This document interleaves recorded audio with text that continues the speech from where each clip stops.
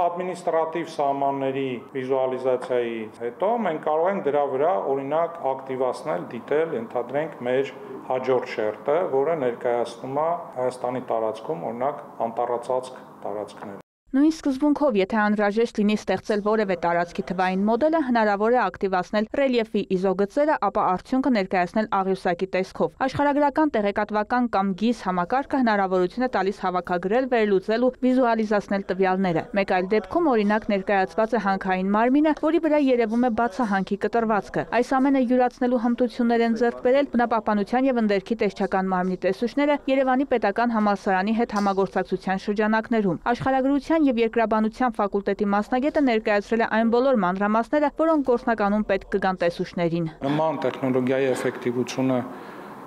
երկար տարիներ ապացուցված է եւ միանշանակ ինքը լինելու է շատ ավելի էֆեկտիվ իրենց աշխատանքները կազմակերպելու եւ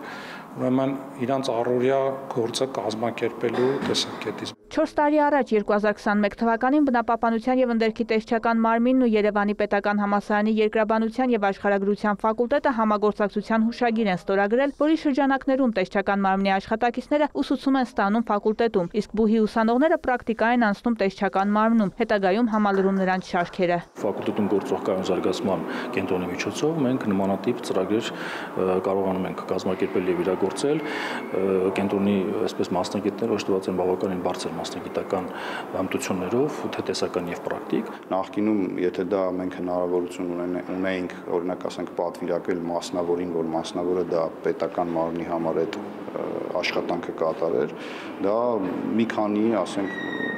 միլիոն դրամ կամ բավականին բարձր գումարների մասն էր խոսքը։ Հիմա մենք մեր աշխատակիցների մասնագիտական որակների շնորհիվ այդ ամեն ինչը մենք ենք իրականացնում։ Տեսչական մարմնի եւս մեկ կառուցվածքային ստորաբաժանման տեսուչներն արդեն իսկ կարող են իրենց գիտելիքները կիրառել պրակտիկայում, ծրագրի այս փուլը եւս ամփոփվել է, սակայն այն շարունակական է լինելու։ Տեսչական մարմինը մտադիր է ծրագրում ներառել նաեւ տարածքային ստորաբաժանումների աշխատակիցներին։